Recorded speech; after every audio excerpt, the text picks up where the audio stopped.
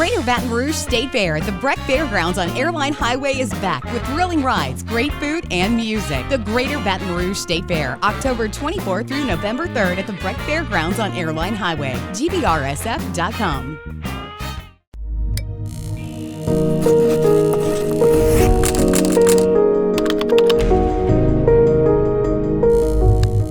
A mother's biggest fear.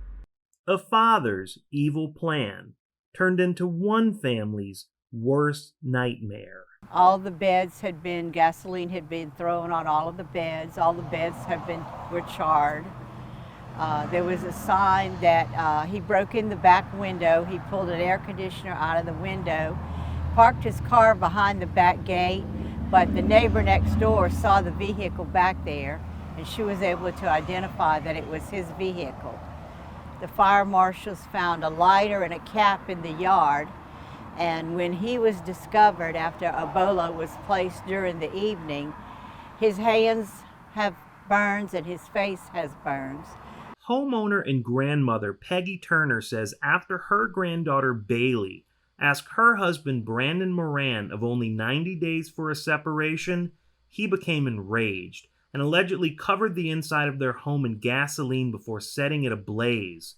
Luckily, Bailey and her 2 children were not in the house at the time. When we got here, she was laid out in the yard. I didn't know what had happened to her. Medics were working on her, but she was just so overwhelmed she couldn't breathe. So thank God, I didn't know if he was still here and had done something to her. Charlie Thibodeau says her niece was secretive about the abuse she was experiencing, but knew something was going wrong in Bailey's personal life because she couldn't get Bailey to tell her more, possibly out of fear. When I got the phone call that the house was on fire, I knew immediately what happened.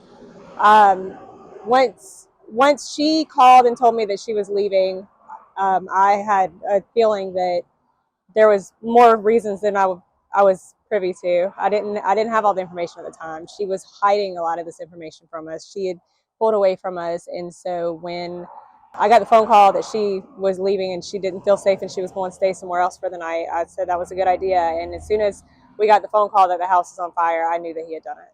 There was just a feeling in your heart, you know? Turner and Charlie are now raising awareness about the frightening reality of domestic abuse and abusers. They say once a partner begins showing signs of extreme control, it usually only gets worse and scarier from there.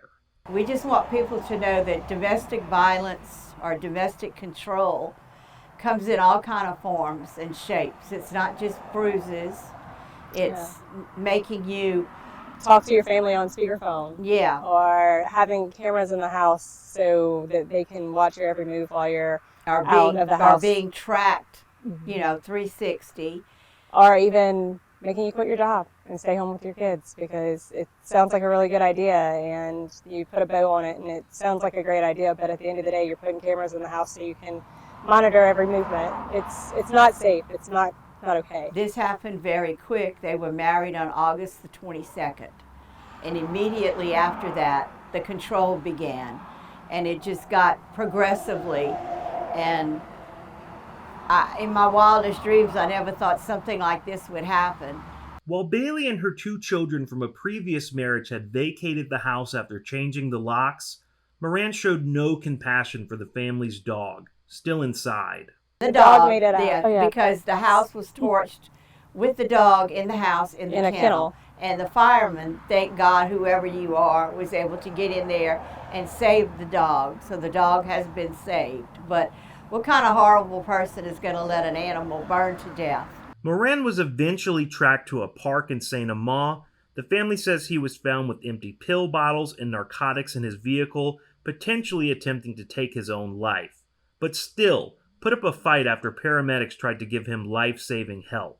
Moran is now being held on a $250,000 bond at the Ascension Parish Jail, waiting on arraignment.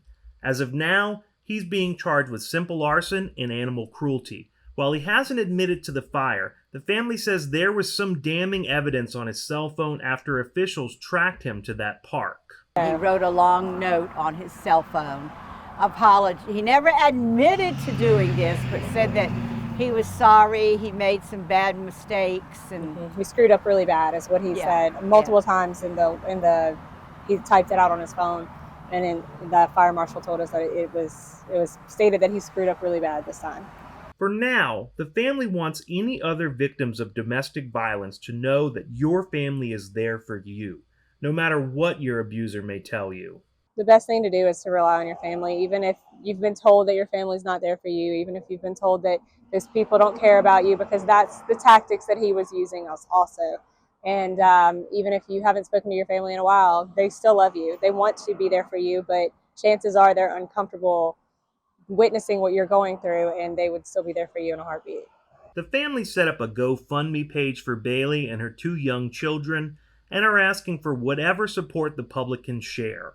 They hope they can help Bailey move on from this tragedy and rebuild her life one brick at a time.